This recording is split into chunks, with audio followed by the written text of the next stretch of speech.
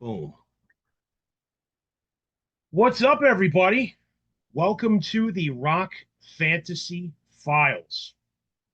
I am James, and this is the first kind of side quest episode that we're going to do for you guys. And I'd like to call this one Rank and File, where we take an entire band's discography and give our thoughts of what are the best albums to the worst albums, or the worst albums to the best albums. Not that there's necessarily any bad albums, just albums that we favor less than others. I have a fucking great panel tonight. We got Ovi from Norway, and actually, this episode was Ovi's idea. He was like, "Man, we should do an episode where we rank all the Crowbar albums." And that was like fucking awesome for me because I love Crowbar. I love talking about them. They're a great band that I feel doesn't get enough love and respect and recognition. So thanks to Ovi for coming up with the idea for this episode.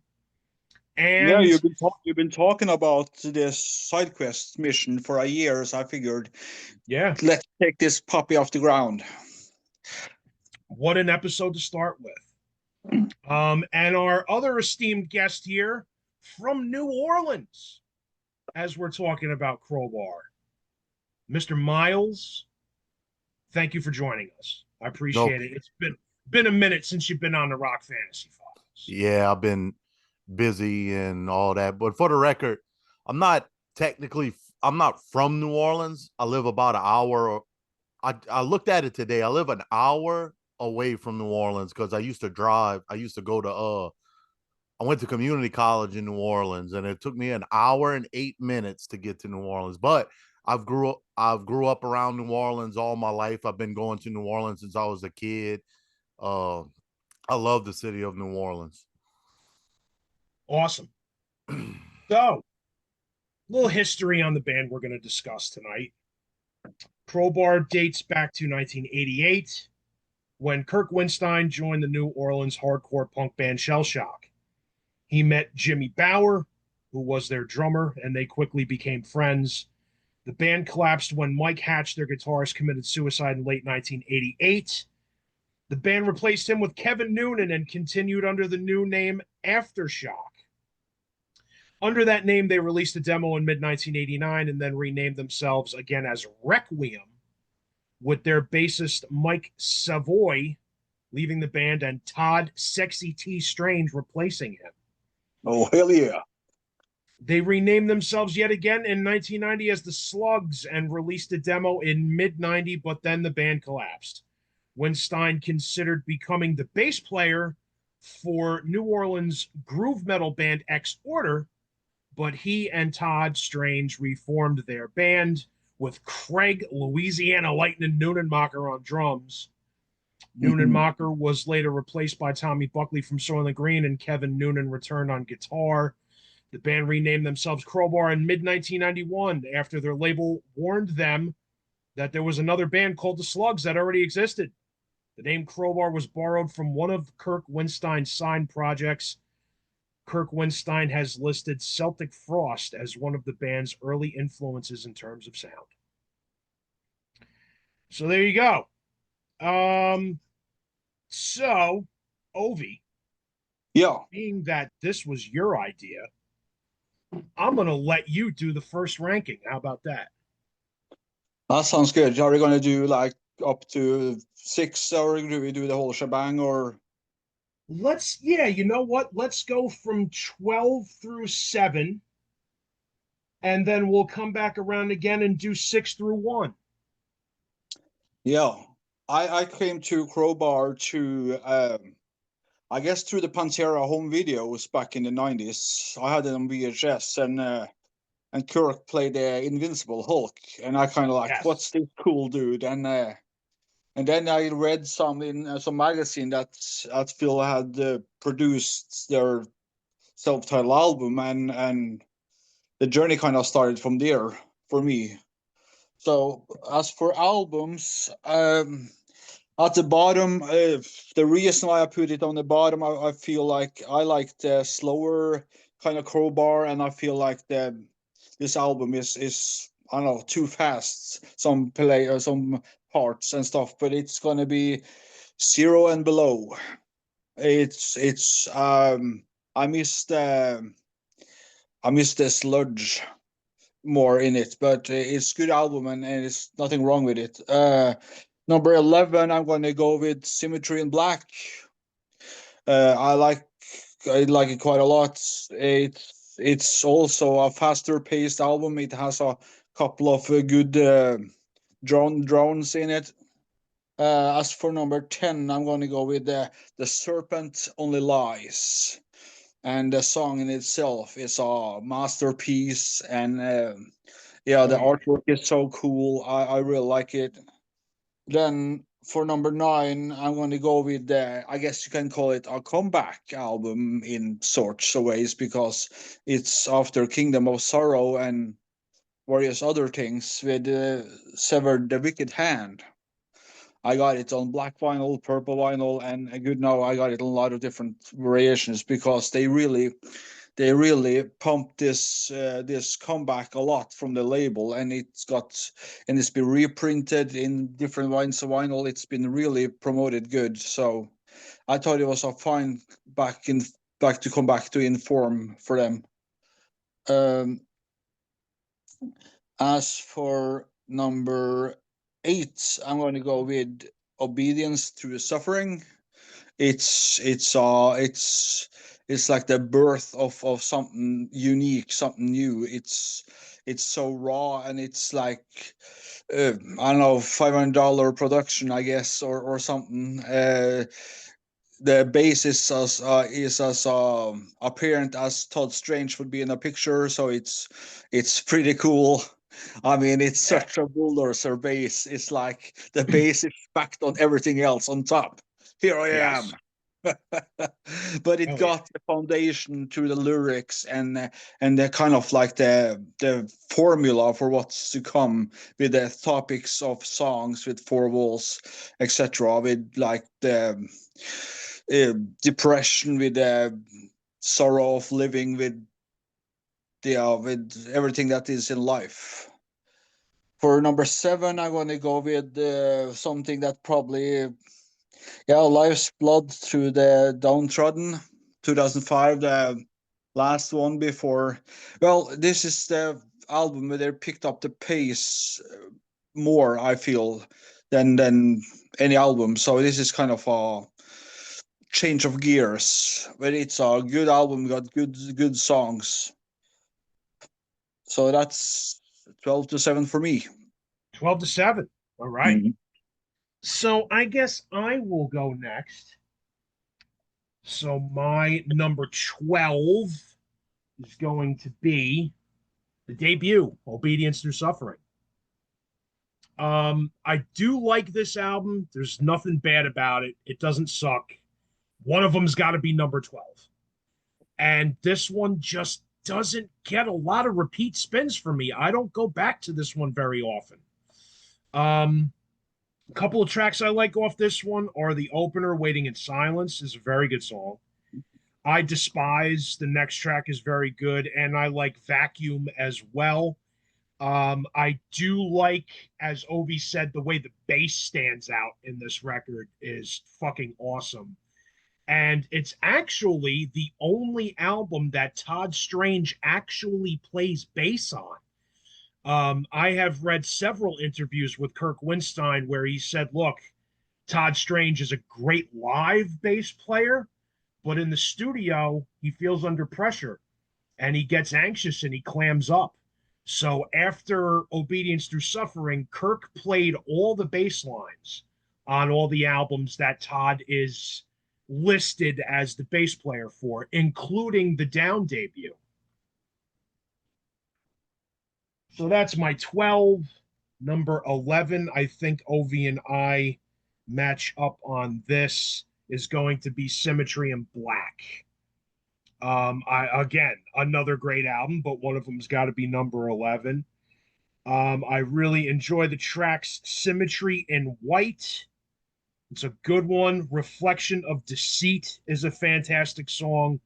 And Symbolic Suicide's a great one. I really love Tommy Buckley's double bass drums in that song. That kind of comes out of nowhere and fucking sort of hits you like a freight train. All of a sudden, that double bass playing all over that track. Um, I believe this was the one and only album to have Jeff Golden on bass. It's no surprise that Kirk Winstein's had a revolving door of bandmates throughout the Crowbar years, but they've all been great players. But still, that core three of Matt Brunson and Tommy Buckley and Kirk Winstein, that lineup, that core three has held up for a long time now. And they're fucking great on this record, very tight. I feel like this one's a little more hardcore than sludge. There's definitely more New York hardcore sound going on in this one. And that's not a bad thing, but it's just not quite sludgy enough for yours truly. Number 10, The Serpent Only Lies. As Ovi said, what a fucking cool album cover that is, man. That is just, that's a back tattoo waiting to happen, man. I love it. Three of my favorites off this one are Plasmic and Pure, which is the second cut. Surviving the Abyss is a great, slow, sludgy song. Really good, grinding, slow riffs on it. I love that one. And Unholy Ground might be my favorite track on this. Really reminds me a lot of The Lasting Dose off of Sonic Access. Very similar melodic, hummable guitar lines in that track. Fucking good song. So Serpent Only Lies is my number 10. Number 9, Sever the Wicked Hand. We have three in a row. That's the same. Yeah, 3 in a row. You and I have hit it 3 in a row. Same thing with this one, man. What a great album cover. I really love that album art. Liquid Sky and Cold Black Earth is one of my favorites on this. That's a great, slow, sludgy one. As I Become One, I really love the lyrics in that. Very much, very motivational and inspirational, and kind of talking about like how the old you was dying and the new you is becoming born. I really fucking love and appreciate the message in that. And the last one that I love off this is I Only Deal in Truth. There's another one with great lyrics. Fantastic. That's one thing about Crowbar that's very underrated is Kirk Winstein's lyric writing. The guy can really write some fucking songs that tug at your heartstrings, but also are very motivational. I feel like as Crowbar went on, the lyrics got a little less dark and a little more kind of light at the tunnel sort of vibe. And I really fucking love that, man. It's great to listen to when you're fucking lifting weights and trying to get motivated for fucking working out or whatever, trying to get motivated to wake up the next day and live life. It's fucking awesome. I think we can thank Robin for his more uplifting lyrics this past years. Yeah, it seems like since he got with Robin, he's had a different outlook on life, and that's fucking awesome. Yep. My number 8 is going to be Zero and Below.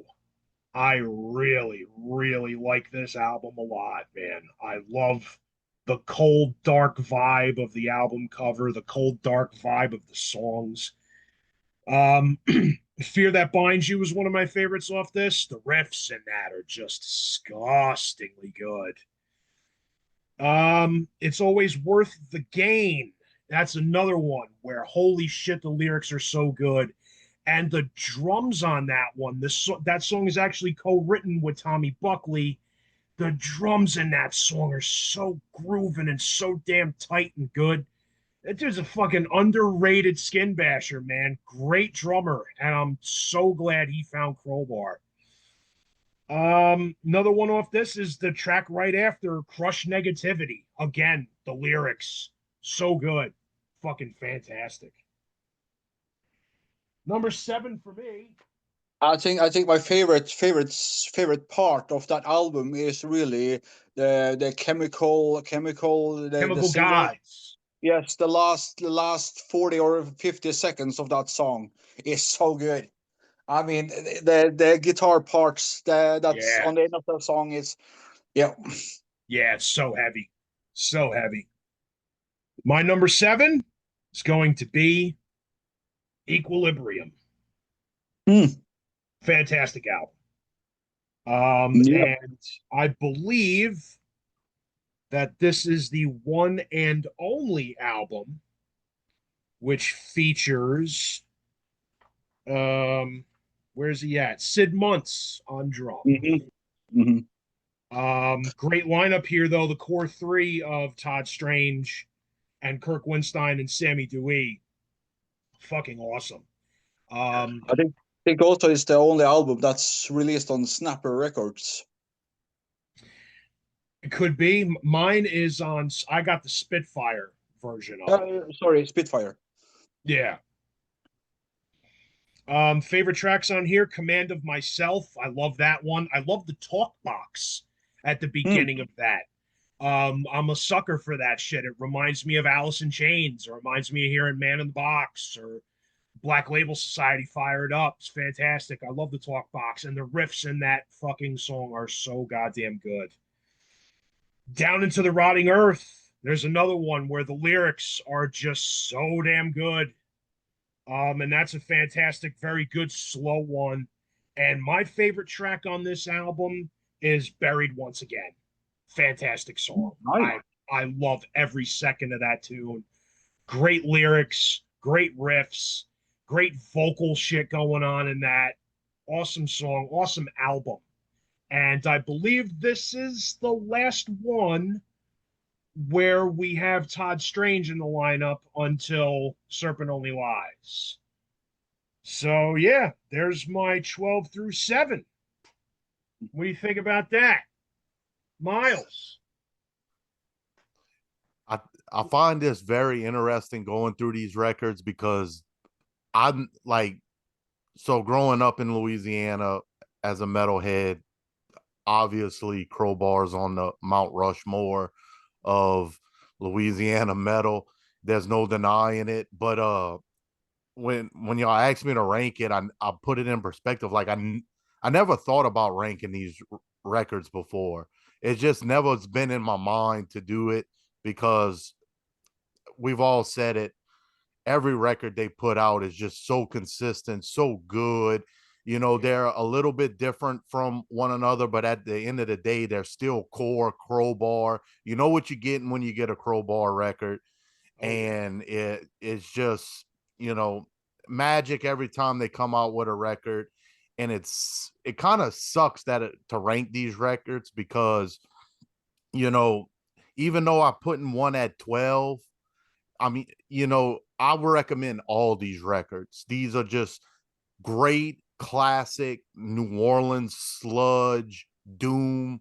This is like the sound of New Orleans. It's just, I don't know if either of you two have ever been to like South Louisiana or New Orleans. No, All right, no. so like it's hard to explain. Like if you would go to New Orleans and go to some of these places in New Orleans and just look around, you would be like, I get why this music sounds like this. It just fits it so well. And Crowbar and all the bands in New Orleans just do such a great job of like finding that sound. It's like something in the soil down here Right. that just wants you to be sludgy and nasty.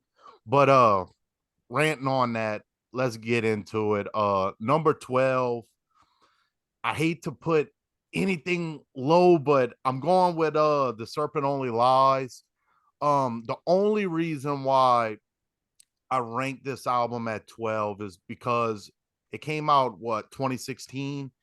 Yeah.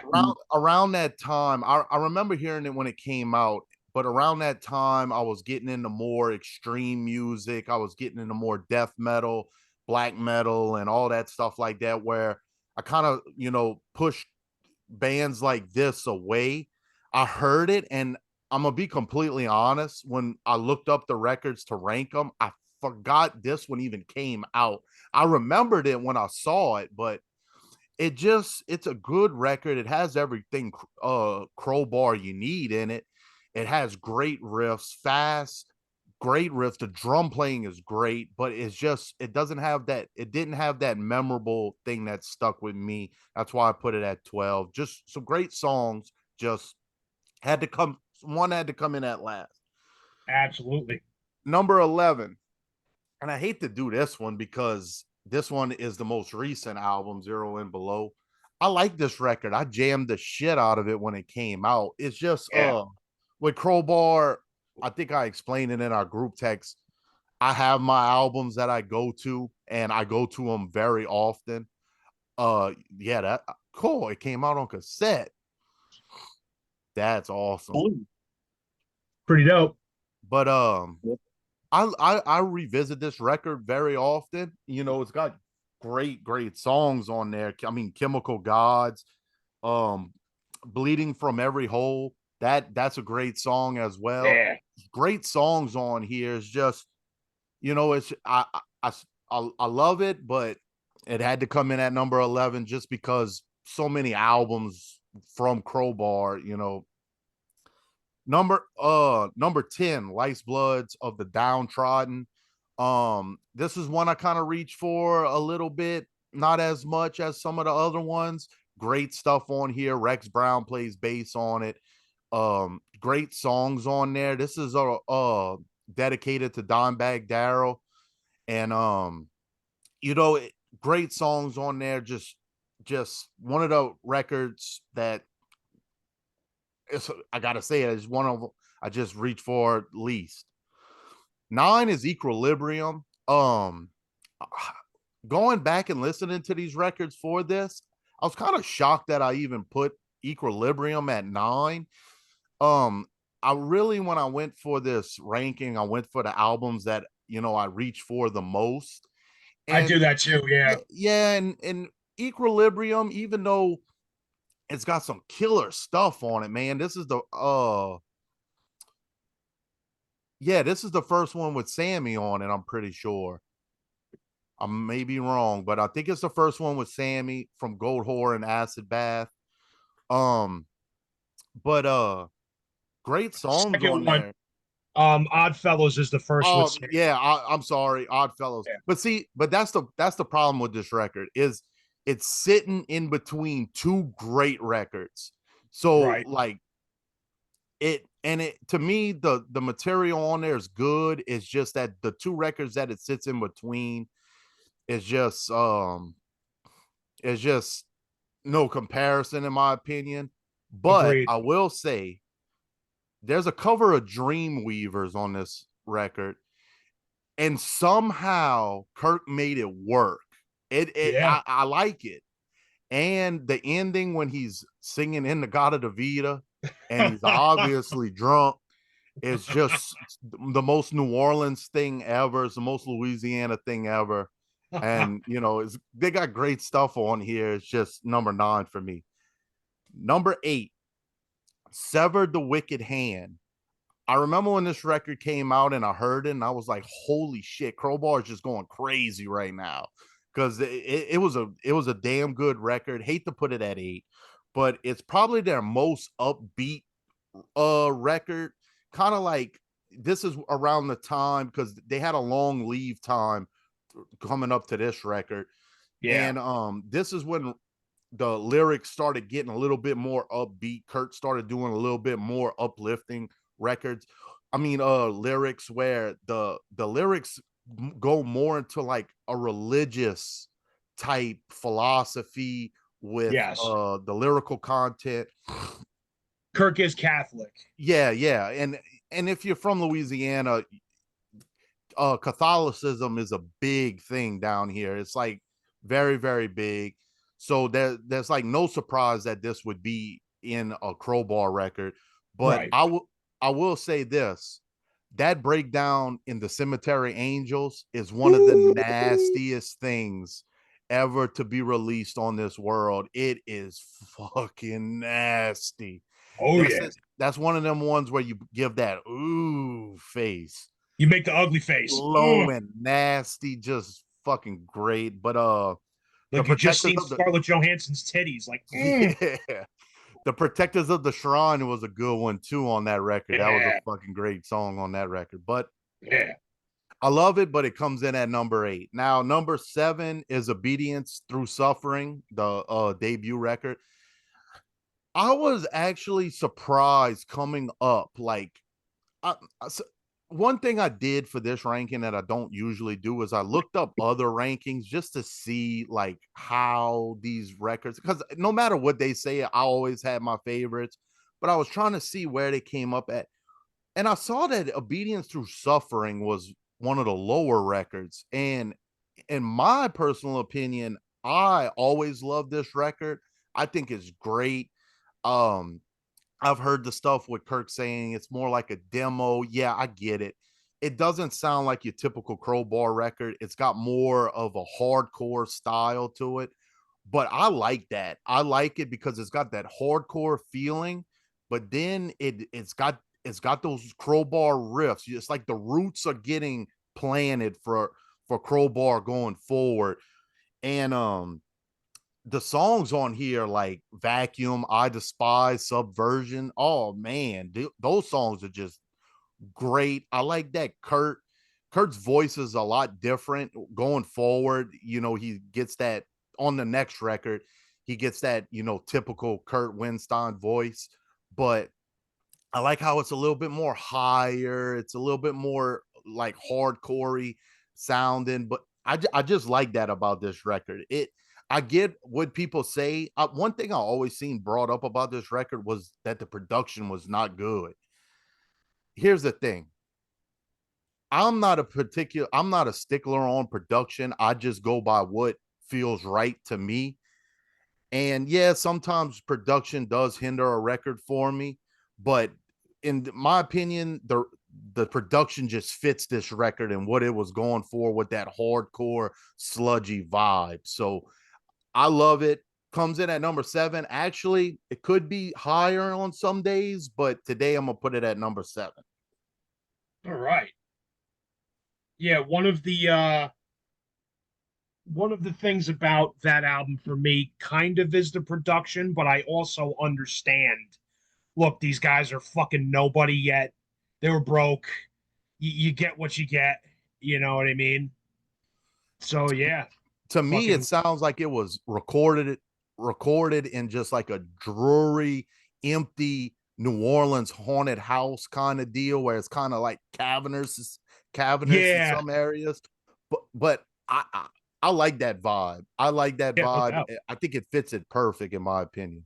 But I get why people say the production's kind of shit. It is almost a black metal-y kind of production to it. Yeah, You just went But it's silent, also brother. that bass is wicked on this record. That Yeah, is fucking great. I think that definitely. album does that album have 3 different artworks? Because I think they have tried to like a rewarp it and kind of change the artwork to kind of sell it again. Yeah, Dude, well, I've got the Spitfire version, which yeah, came that's a out different. in 2000, and this is different from the Pavement release when Uh-huh. it initially came out. I don't exactly remember what the artwork looks like for the original, but yeah, this is the Spitfire. I've never seen a third different cover, but there could very well be one. I'm gonna tell y'all right now, living in Louisiana, I've seen many a Crowbar records in stores, like CDs mostly. And when you look at them, I don't know what company put them out, but you're like, what the fuck is this? Some of them look like they were like CGI AI art from like the 2000s. Like I've seen some crazy. They had to be bootlegs or something, but I was just like, no, this ain't this record. Yeah, yeah. Some of the Spitfire re-releases, like that's really a goofy look at what's this fucking guy and what's going on. Like, Yeah, and then I know the original cover. the back isn't any better. What the I fuck is even that? forgot that the Spitfire cover was different. Yeah. When you showed it, I remember that it was different. I was like, oh yeah, I remember that. Yeah, the cover for the self-titled one is fucking different too. It's Yeah, it's fucking different too. so Ovi. I'm looking it up here. It was first released in Germany on Bulletproof Records, IRS, back in '92. Oh, okay. So that's kind of interesting. And then when was the Pavement release? And then was given on in US on Grindcore and Metal Mind Records in Poland, and Bulletproof in UK too. Grindcore. Holy hell! When Payment in '95 Okay. and Spitfire in 2000. Yeah, there you go. So there could be a So few different album covers. they have really tried to sell this album. They have really tried. Of course. So Ovi, six Yes. through one. What do you Now got the there? hardship. Now the hardship comes. Now the torture Agreed. comes. Yeah. Now I need Kirk as a psychiatrist here to help me out. Well, as for number 6, it's got to be Sonic XS in the purest form. The reason why I put it number 6 is because it marks a clear, what you call, what's the word I'm looking for here? Transition in the band sound, in the band in general. It's like they have turned a leaf. Agreed. Yeah, and it's so cool. I don't know if Miles perhaps have been to that cemetery where they used the artwork for. You're on mute. On Sonic, Yeah, on Sonic XS. yeah, Oh yeah, I could tell you a story about that. That's that nice. St. That's that St. Louis Cathedral in New Yeah, Orleans. Oh, y'all wanted to hear the story now? Yeah, tell the story, yeah. brother. Oh yeah, I Fire was it up. on.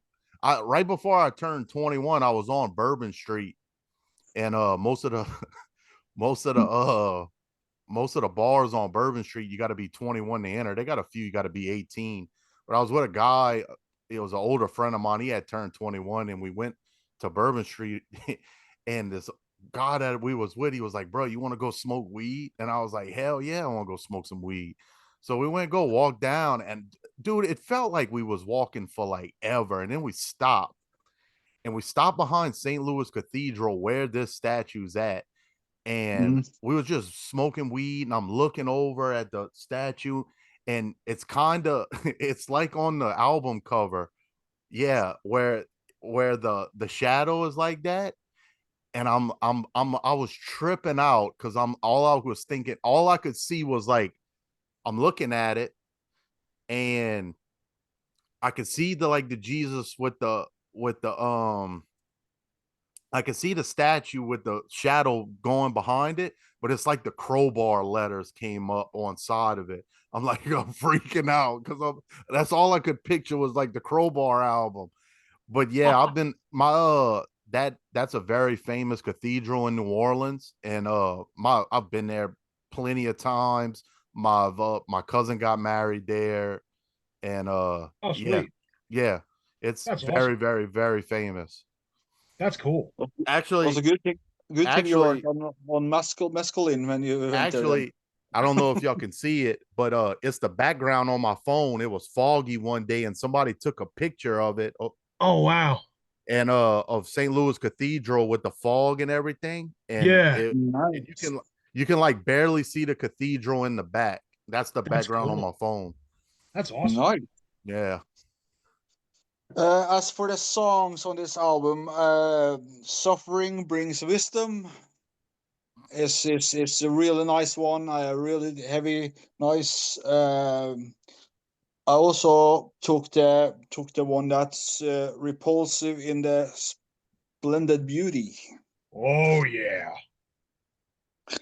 Yeah. Great As for fucking the, song. I think my favorite song of the album, I think, has to go to "Through the Ashes." One of my Because favorites as well. That's a fantastic song. Because the thing with Ashes is that Ashes is the end of something, but it also brings out something new. Right. Yeah, no doubt. So it's like, because ash is like clean, it's like everything is like wiped clean off. You're a fresh Cleansing. start. Yeah. So Absolutely. there's so much symbolicism in Kirk's lyrics. They don't have to be religious in a way, but they well, what I'm trying to say is that he doesn't need to write them religiously to make it feel like it's something great, something you Right. Yeah. can't explain. Right. Number 5, I think I'm gonna go with their. I guess most people think as their first album, self-titled, with their breakthrough single, with All I Have, I Gave. Yeah, I really think it's cool album. It's definitely a step, a big leap from the first album in a way, with songwriting, song structure, and vocals, like you guys talked about on the first album. There's quite a difference in his vocals. He's reaching down in his guttural feelings. He sings from his heart here. He doesn't sing from anger. There's a lot of deeper stuff. So as for the songs, uh, I gotta see what I self read here. Existence through punishment, in punishment, and I guess that's kind of a word of describing Catholics. Yeah. Existence through punishment, because they got to repent a lot. I'm hoping I'm not offending anyone, but this is the impression I've gotten. Lots of Uh, self-flagellation. I went to Catholic school as a kid, so I get it. I did too. Yeah. yeah, and fixation is a nice one. Yeah. Great song. But then again, the number one for me has to be have failed, because Yeah. what more describes Crowbar than you have failed? You're at the Right. bottom of everything. Everything is like you're walking in a fucking mud in the deepest of basement. There ain't a fucking light to see. And every step you take, you just go deeper and deeper in it, and you just want to fucking give up. But then you hear Kirk, and you gotta push on. That's the Absolutely. only way I'm gonna describe it. No, I Number feel you, dude. Crowbar is fucking motivational, man. Very motivational. number 4 is probably going to be my most controversial of them all, and it's going to fall down to Odd Fellows Rest. This is probably their breakthrough album, like in general, as in everybody started to, oh wow, Crowbar, what's that? Outside New Orleans and outside the base kind of fan base, it kind of reached the international thing and so forth. And I'm going to start with December Spawn, which was mentioned earlier by James. It's a really good one. As for number 2, Odd Fellows Rest. I mean, here you start to hear Kirk's range in vocals, Yes. his harmonies, because I would like to hear Kirk sing more different things than he does, because I think if he had the confidence to try different things, we could get a lot of fun stuff out of Kirk that we didn't know about, because it shines through here on Oddfellows Rest. As my favorite song, it's going to be actually the most mellow song on the whole album, and it's Behind the Black Horizon. Good song. Yeah, it's like Planet Caravan, with a shot of whiskey mash and a little tip of mescaline in it, and kind of just try to reach for something that you don't know what it is, but you just want it, kind of deal. You're lost, but you don't want to be lost, kind of deal. Right. Uh, my number 3 this is my own biggest shock, because I talked about it in the chat that I've listened to the albums like separately and kind of like always listen to like one album for a couple of months and then a different one. But this is the first time I really listened to everything from A to Z, and it changes your whole view on things. It's just it. You think you have everything set, and then just it flips a bitch, and you're just wow, what happening? So time heals nothing, which I previously for 2 3 weeks ago said was my favorite album of something we did for an episode. The songs like Through the Walls of Tears, Numb, Sensitive, and Time Heals Nothing. I mean, the artwork, this is where the artwork starts to get really cool.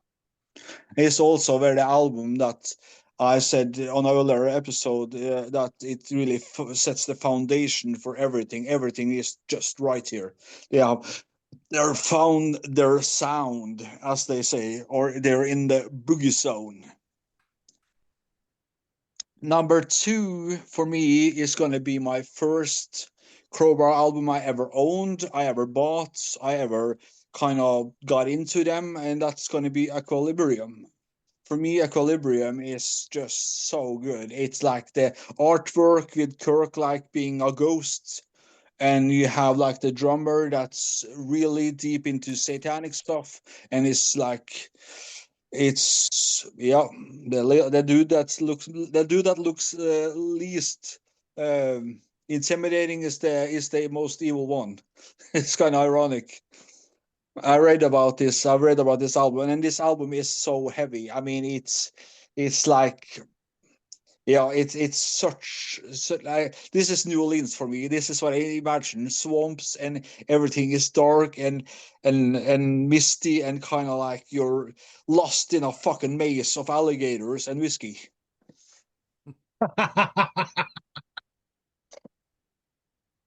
That's the thing though, before internet, when you listen to the album, you look at the artwork, you listen to it, you get images in your head, Oh yeah, which definitely. which was a time that nobody will get again. We are the last generation that ever had that or ever experienced just what we did. So we are kind of unique there. And it's like the artwork and listening and watching and studying stuff.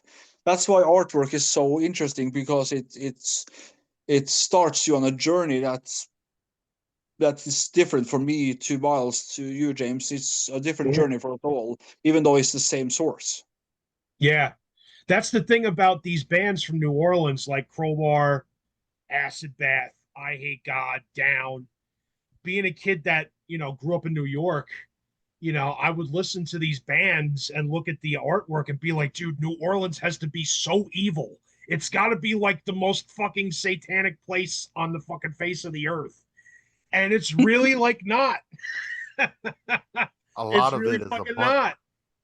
There's a bunch of stories about like New Orleans and Louisiana. You can hear all the ghost stories and stuff like that, Right. vampires and all this Voodoo. stuff and voodoo and all that. Now, voodoo, I don't mess with that because that scares the shit out of me.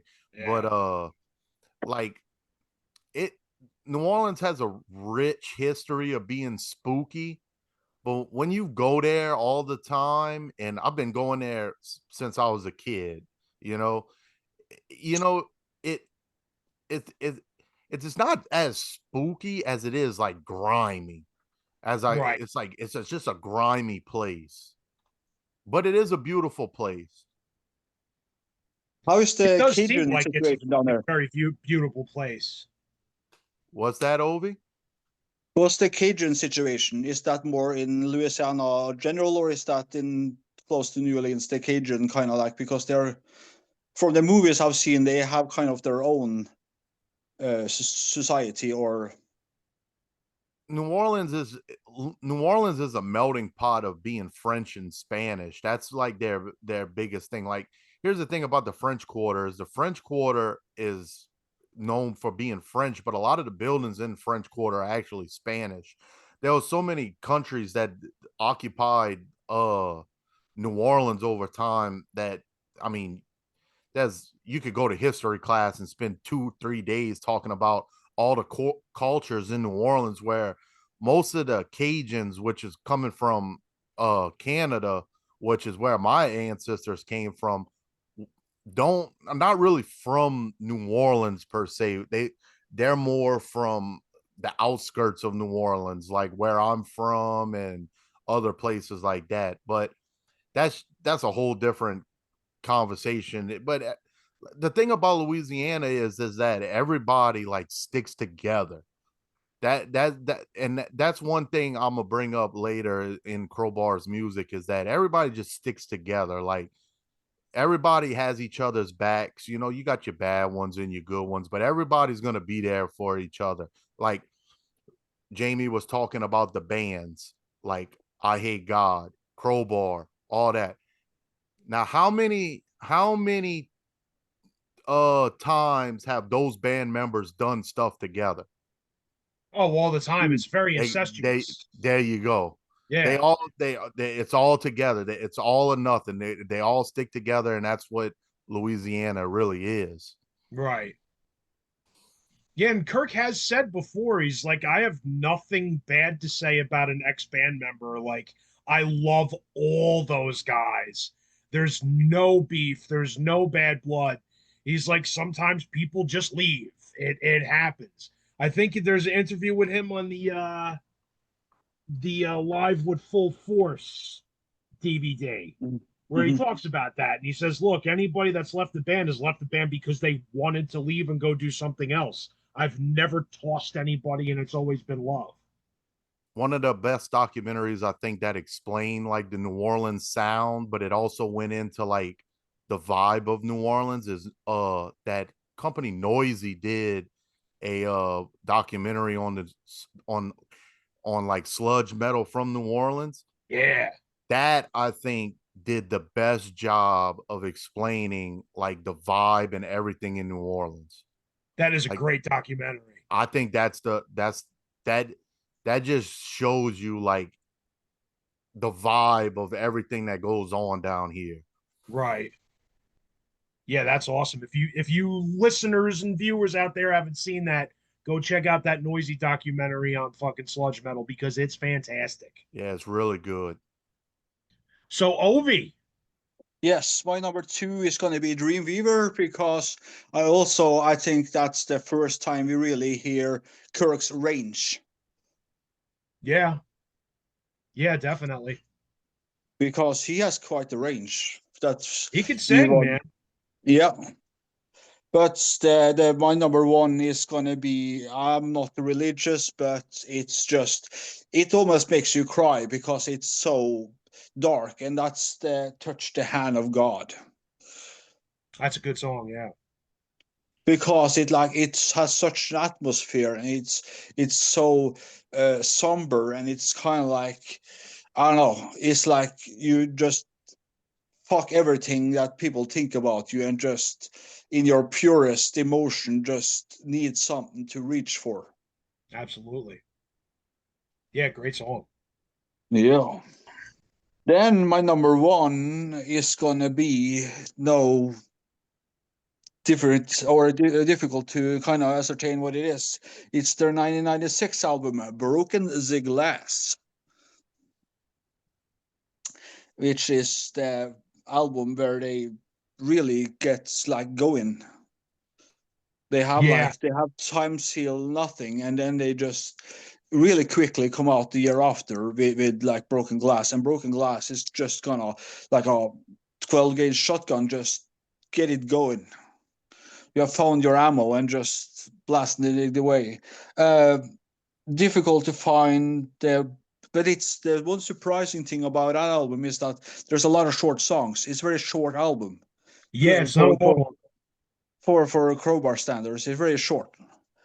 uh the favorite songs is Reborn Through Me, Good one. uh Nothing More, but the icing, the one that takes the cake, is Can't Turn Away From Dying, which is the bitter truth of life. Dude, that fucking Absolutely. Dude, that fucking chorus riff in that song is goddamn nasty as fuck. Yeah. Yeah. So that's my 6-1. 6-1. Sweet. 1-6, baby. 1-6. 6-1. 6-1, half dozen on the other. Yeah. So my number 6 is going to be Odd Fellows Rest. What a goddamn good album this is. I love Jimmy Bower as a drummer. I really love Jimmy Bower as a drummer. So this one is just fucking huge for me. Couple of my favorite tunes off this one are the fan favorite Planets Collide. I believe that's still a part of their set list, and it should never leave because it's a fucking beautiful song. Great tune. And Suffer as One is another big favorite of mine off this. I love the lyrics to this song. Oh my God, following your head seems like a long, long road to nowhere. How many times have you felt like that, man? Holy shit. All about getting in your own head and getting in your own way. Fantastic song. And another one off this one that I love is It's All in the Gravity. The ending of that song is so cool where they pull back the guitars and the bass and you just hear Jimmy Bower jamming on the drums for a minute and you hear him kind of mouthing the riff, and he's just bashing the drums. And all of a sudden, the guitar and bass come back in and just punch you right in the dick. Fantastic. Fantastic. Great production.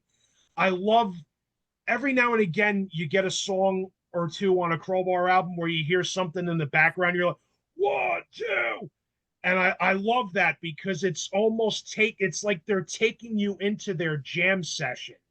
It's really not like you're listening to a record. It's like you're listening to them play in the fucking room.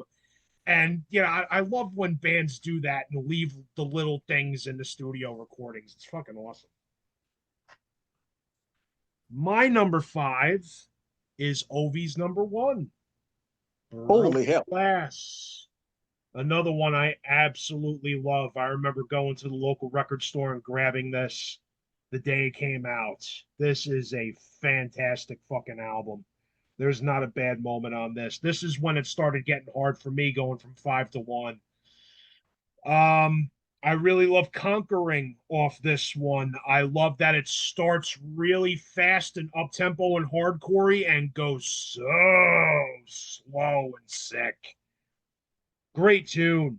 They just posted a video with a new bass player they hired from Acid Bath or something that's going to be touring with them this summer, doing that song. Let's go off on their Instagram page.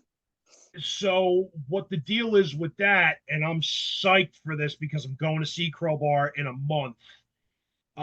They got Pat Bruder's back on bass for this tour because the guy that's their current bassist, Shane Wesley, is playing bass for the Acid Bath reunion. So they got Pat Bruder's back, who was on Sever the Wicked Hand. He was in Crowbar for a while, and he is the current and been for a while bass player for Down. He was also in Goat Whore for a little while too. Much to Myles' thing, what he's saying before, how many of these guys jam with one another? It's nonstop. It's constant. They all do. It's so cool.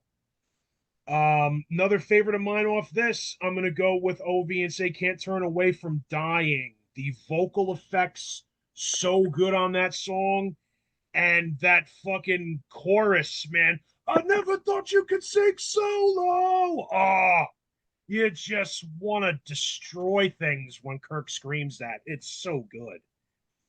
And Nothing is probably my favorite song on this. And I love that you hear your boy Phil Anselmo in the background on this with vocals. Yeah. So good, so cool, so tasty too. I remember hearing that the first time because it doesn't say it in the lyric book that Phil's in here. And I remember hearing Phil, and I'm like, that's fucking Phil. It's so cool. Awesome. Nothing fucking rules. My number 4 is going to be Time Heals Nothing. This is another one. Now, this one, I had to pick more favorite songs from because it's just so goddamn good. Time Heals Nothing. I love the lyrics in that. You can obviously tell it's about grieving the death of someone, and it's just if you've lost somebody, you feel that, man. It's just tears at your fucking heartstrings. Through a Wall of Tears is another great one off this. Love that song, Death, man. Fantastic. Lack of Tolerance, the riffs in that. And the lyrics at the end, making me hurt so bad. Oh, so good. So fucking good. And Embracing Emptiness is another one that I love off this too. That's another one where the lyrics are just fucking fantastic, man. Learn from all this, learn to be a man, burn from all this, burn my heart in my hand. Oh, so good, so motivational, man. My number 3, Sonic Excess in its purest form. I love every second of this one, man. This is where Crowbar really shows how melodic they can be and how almost borderline gothic at times. I think Kirk's typo negative influence comes out in this a lot. I could be fucking totally wrong, but that's what it sounds like to me. Lasting Dose. I mean, that's a song. That's a song that hasn't left the set list and it never should. That should always be a live Crowbar song. Always. Fantastic. What were you going to say, Ovi? I said fan favorite. Yes, big time fan favorite. And it's no wonder why. It's a fucking fantastic melodic song. Through the Ashes, I've Watched You Burn. I love that song as well.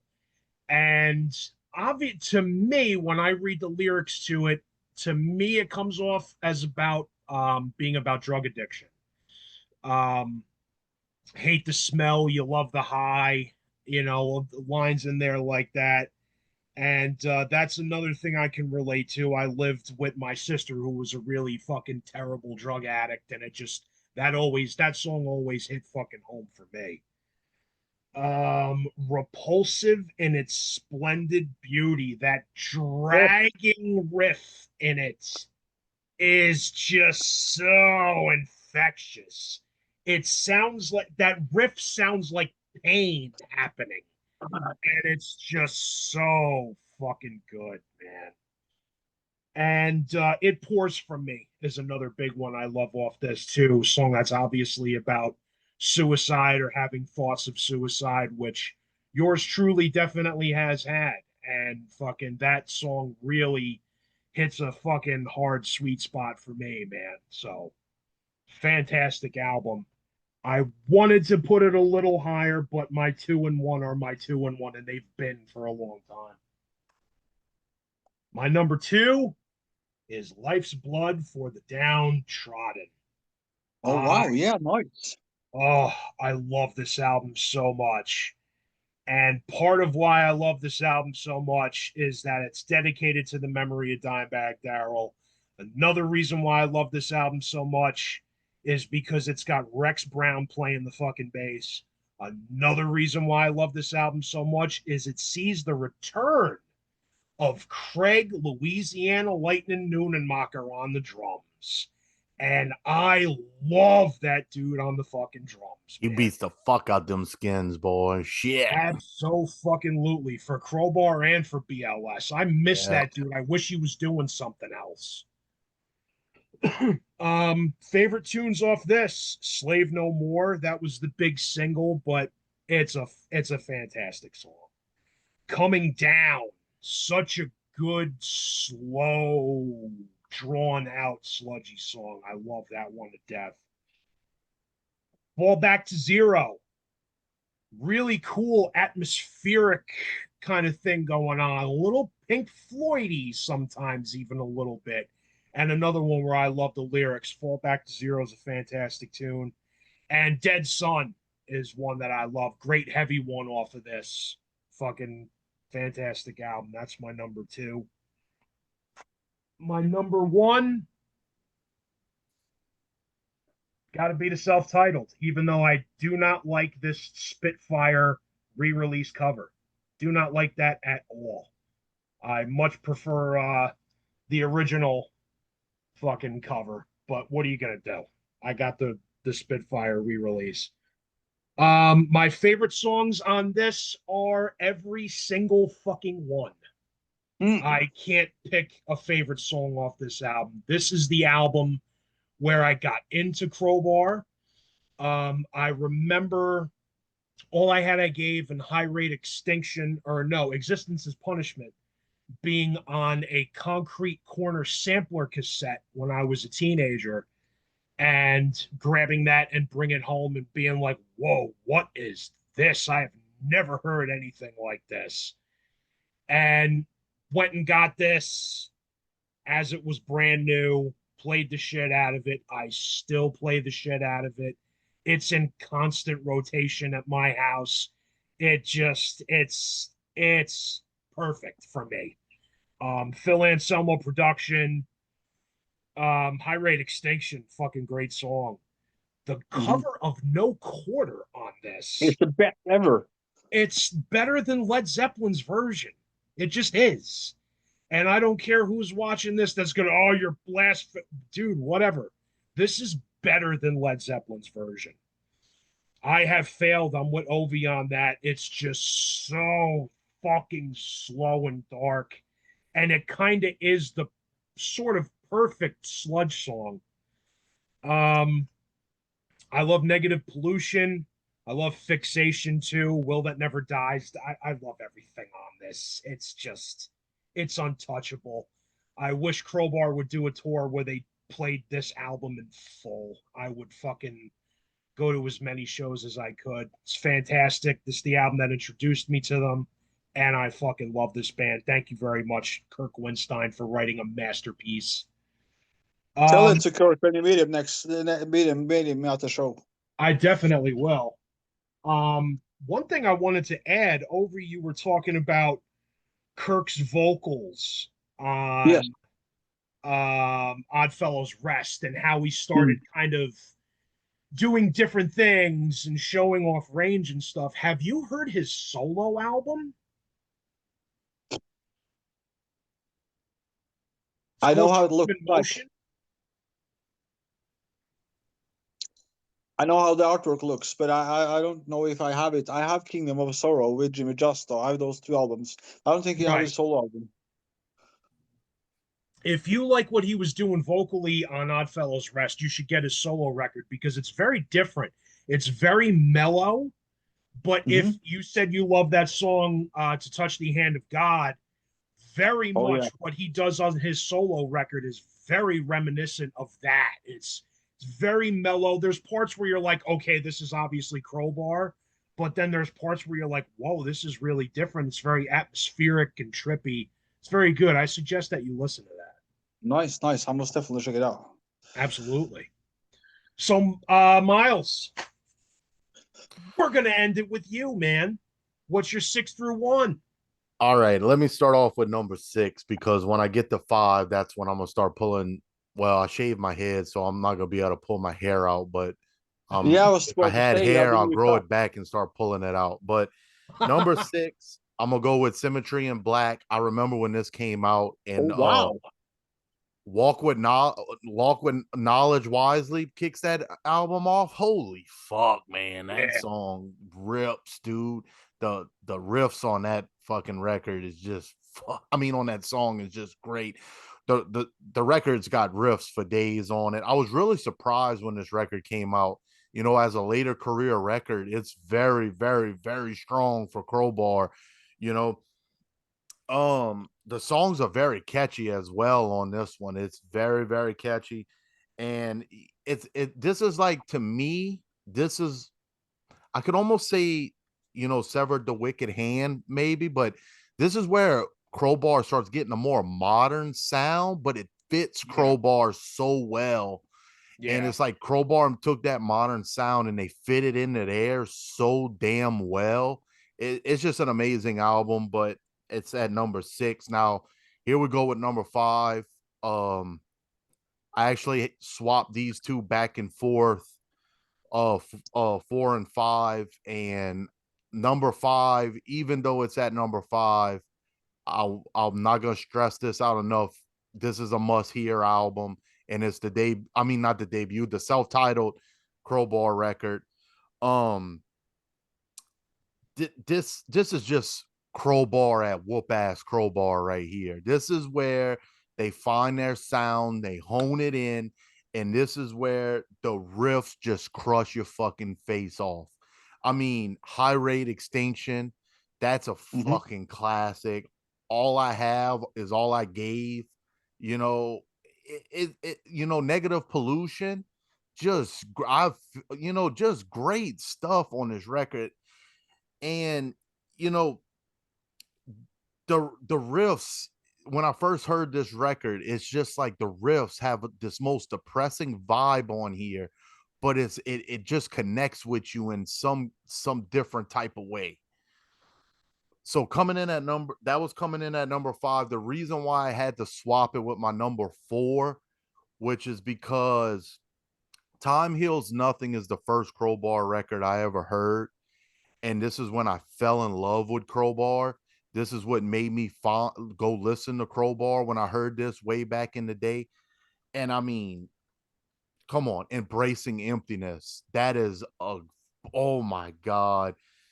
Through a wall of tears. Yes. Fuck, Leave It Behind, dude. Oh my god, bro. This is this is where I feel like Crowbar, even though this is the first record I heard, this is where I feel like Crowbar is at their nastiest.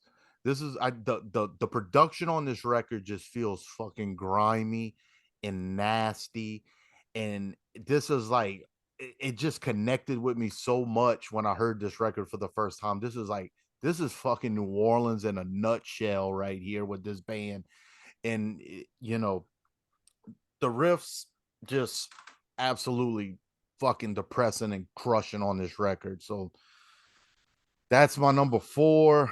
Now, here's the hard ones, 3 through 1. Now, my number 1's always been my number 1.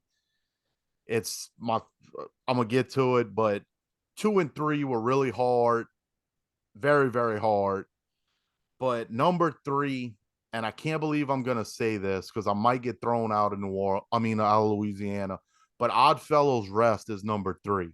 I hate to put it at number 3. And even though it's at number 3, I'm giving this album a 10 out of 10. It's a 10 out of 10 record. Nothing about it.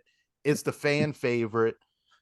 It's the one when Kurt, this band does so good with that nasty sliding riffs, and this is where the sliding riffs just pull me into this record. This is where that sliding riff, that slow just sliding riff, is the true New Orleans sludge sound, and this record has it in spades. I mean, it's all in the gravity. Planets Collide. I mean, come on, that's like a New Orleans, Louisiana staple right there. When you hear Crowbar, Planets Collide's got to be one of the first songs that pop into your head. Oh yeah. And Suffer as One. Holy fuck, dude. Holy shit. And Scattered Pieces Lay, man. That song's killer as well. It has some of the most well-known Crowbar songs. This is probably like, if anybody ever, like, if you never heard Crowbar before and you Google Crowbar, it's probably going to be the first one that pops up. It's a fantastic record, and it just has a vibe on it that I just click with. And fun fact, I didn't know if y'all knew this, but Oddfellows Rest is actually a cemetery in New Orleans. I did know that. Oh, Have nice. you ever been there? Yeah. The college that I went to in New Orleans was not far from that cemetery. Oh, It that's was cool. yeah, it wasn't far from it. But Odds Fellows Rest coming in at number 3. And I didn't bring up his name yet because I'm gonna bring it up on this one. Number 2 is Broken Glass. And Jimmy Bower, man. Jimmy Bower is probably one of my favorite musicians from Louisiana in metal. This dude does everything. He plays guitar for I Hate God. He plays drums, and he's good at both of them. I mean, Yes. this dude is. I mean, the first note I wrote for this record is the riffs, riffs, riffs, and Jimmy's just beating the shit out of these drums over these riffs. Oh yeah. It's in your face. It beats your ass, and you know the bass on this record is gonna crush your bones. I mean, you can't turn away from Dying. That bass just crushes you the whole song. And when it starts off with that bass lick and the guitars hit in, the bass does not let up. It No, does it not does let not. up. And then when the chorus riff hits in, I'm getting goosebumps. And I've heard this song a million times in my life. It, it's it's amazing. Nothing more. That I'm glad y'all brought up Phil on this record because that that creepy, his voice. Oh Like yeah. Jamie said, he's not in the linear, he's not in the notes, but his voice, and his voice just pops up in the background. It's oh man. I also like the ending of that song with the piano, where it's just Yes. riffing. And the piano comes in and it's just so like gothic sounding, and oh man, Very. it's just great. Like Broken Glass, the title track on here, it has an uplifting vibe to this record with being depressed at the same time. Right. It's crazy how Kurt comes up with this shit. But just amazing. It's Very depressing music and very inspirational lyrics. right. It's doom laced, uplifting lyrics that is it's beyond me. But Yeah. it's killer. So Phil doesn't stand as co-producer either. I Not don't on think this. not on this one. He just does the little backing vocals. It's additional vocals on that he done. There's But also stands that it's Ted Strange that has the artwork kind of thing. yeah. But Yeah. number one, Yeah. number one. I mean, if we've been following along, we know what number one is. But this Yeah. album, this album right here, ladies and gentlemen, is what I like to call a fucking masterpiece. Agreed. This has always been my favorite Crowbar record. I mean, just fuck, dude. This is the Crowbar record that I listen to. I still listen to this. Even before this ranking, I listen to this record all the time. I listen I to it all the time. I mean, The Lasting Dose. Oh my God. To Build a Mountain. Dude, The Ashes I Watch You Burn. Those 3 songs alone, holy, that kicks off the record. And Repulsion in it. Oh my God, dude. Oh my God. This fucking record. Repulsion in its splendid beauty is one of the best songs ever written. That guitar lick, like Jamie said, holy fuck, dude. That dragging riff is just Dude, so disgusting. that dragging riff on that song is fucking absolute. It is one of the most. I'm what you had said was this was like the saddest riff. It's like it's in pain. Is Yeah. absolutely correct. That's It exactly what I feels like think of. it's like listening to pain. It's like listening. It's like pain coming from a guitar. It. Yes. I mean, it's got the best album cover to me. I already said the story about it being at St. Louis Cathedral. I mean, that imagery alone, I've always liked imagery like this, and Yeah. that imagery alone for me is just it sticks in my mind. Like I said, I told the story while I was hitting the J behind fucking St. Louis Cathedral, and that's the first thing that I thought of when I'm looking up at, and it looked just like this with the shadow and everything, and I'm like, am I looking at the Crowbar record right now? And I just see it's like a sort of words come up. That's how much this album's ingrained into me. And dude, I just gotta show this too. I just gotta show this too. I always like this picture of the band right here. Oh yeah, that's a fantastic dude. picture. Good old boys. Dude, let's take a band picture. Fuck it. Everybody take their shirt off. We're just standing right in front of this house. That's like the most Louisiana thing right there. It's too hot down here to wear a shirt. We got to take these things off. It's humid. But all jokes aside, this album, very depressing. It's probably their most depressing record in my opinion. But like Jamie said, it's relatable to everybody. You read the lyrics, you're gonna find relatable lyrics on this record. And some of my favorite riffs ever written is on this record. I mean, Repulsion in its Splendid Beauty is one of my favorite riffs, that sliding riff. Dude. No doubt. Sonic Excess in its purest form, to me, that is like the staple Crowbar record, in my opinion. It has everything you want with Crowbar. And like To Build a Mountain is still a fast driving song on there, but then it's got the depressing songs on there and the slower song. I say depressing. You can find uplifting stuff in this record. Oh yeah. And all these records. Absolutely. But because depression is realism.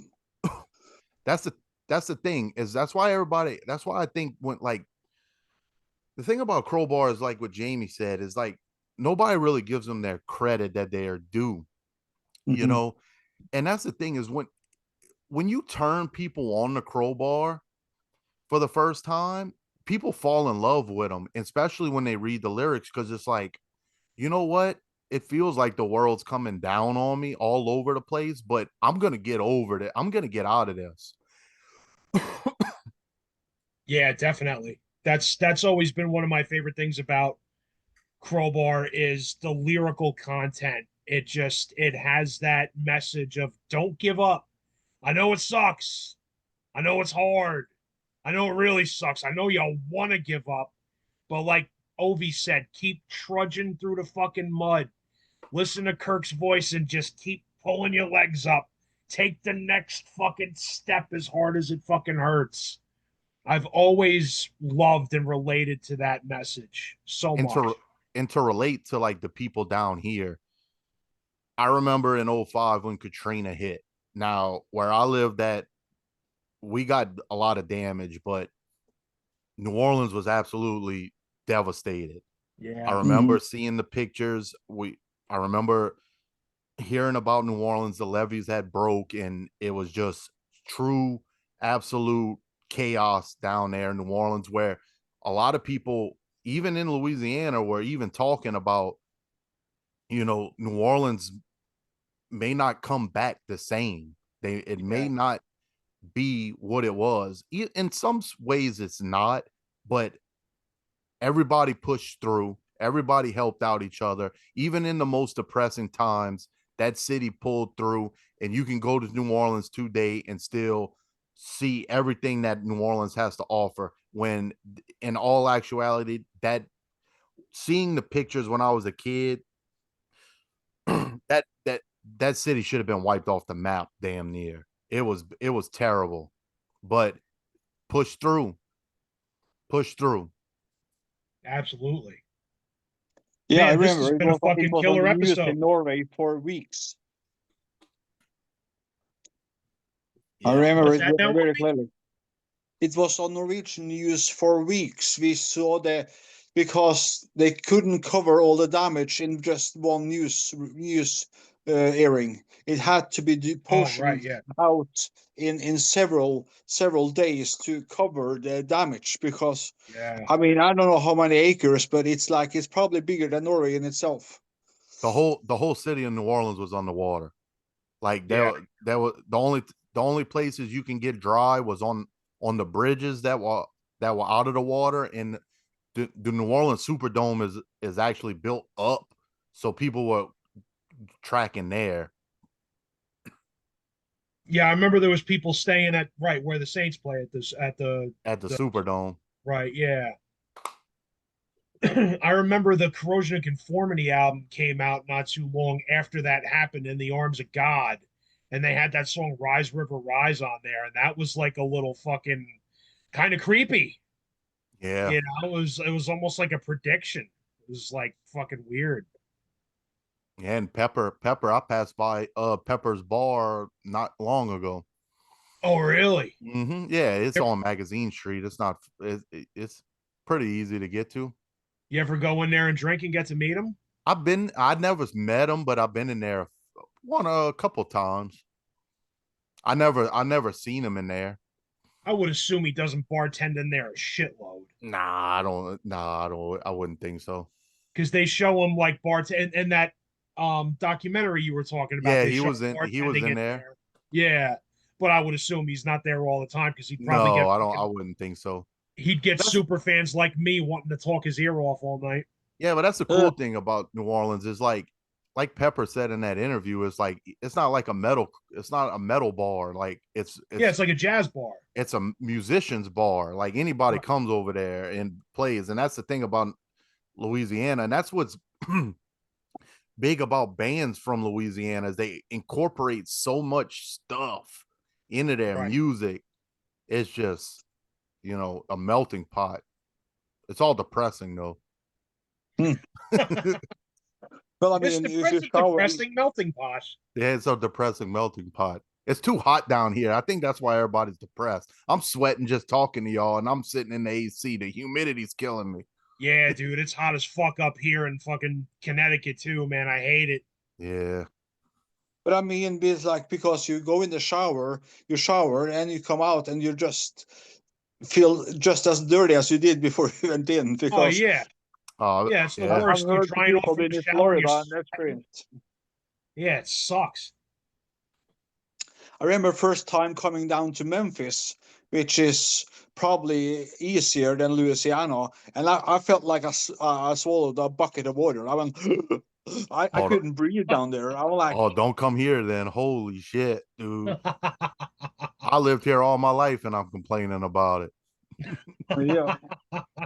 I would complain too. Fuck that. Oh, So you guys got anything else to add? You want to say anything else about we didn't mention Live Plus One. oh yeah. Nope, they didn't. Good EP, man. You got High Rate Extinction, Self-Inflicted, Fixation, I Have Failed, and All I Had I Gave. Live version of those off of the debut. And then you get Numb Sensitive as your plus one, which wound up showing up on Time Heals Nothing. I'm actually friends with Kirk Winstein on Facebook. I am too. I went to a record store one day and picked up the Ace Frehley's Comet Live Plus One EP. And I brought it home, and then it dawned on me, and I wrote to Kirk on Facebook, and I'm like, dude, I know you love Kiss. Did you specifically name this after that Frehley's Comet EP? He goes, yes, absolutely, I did. That was completely on purpose. Yeah. That's pretty cool. Kurt's not scared to wear his influences on his sleeve. I mean, he got them all tattooed on him. That's true. Yeah. He's got like the most metal band tattoos of all time. Yeah, he's got Saint Vitus tattooed on both his knees. He's Trouble. Yeah, he got the typo negative on his hand. I think he just that's right. He's got the O negative on his hand. Yeah, I think he got Judas Priest on his head. I saw that. That was cool. That was the cool thing growing up. Is like when I was growing up, I was into like Van Halen and stuff like that. But like when I started getting into like the harder stuff, I was kind of like the outcast where I live at, because nobody really listens to what I listen to down here. You got some people that you connect with and stuff, but when I saw bands like Crowbar, I Hate God, even Phil Ensemble and Pantera and them, and they're spatting off like, oh yeah, I love Saint Vitus. Oh yeah, I love Judas Priest, and oh yeah, all this and like all that. And I'm like, hold on, there's people that live down here that actually have the same opinions as me. Well, I mean, they're a lot older than me, but it's like I looked up to them because they like kept it true down here. You know what I mean? Yeah, no doubt. No doubt. Those guys have always been champions of fucking metal. Oh yeah, dude. Absolutely. All right. So this has been a fucking awesome, fun episode. Yeah, it's the debut episode of your side quest. You talked about it for a year, and Yeah. finally We are lifted off going the to have ground. to figure out another rank and file episode and another band to break down. Yeah. So keep your eyes peeled, kids. Thank you all for watching. Please like and subscribe and all that good stuff. Thank you Write to your Myles. favorites. What's that? Rank your favorites. Tell us Crowbar concert memories in the comments. Oh yes, please, absolutely. Give us go in the comments down there.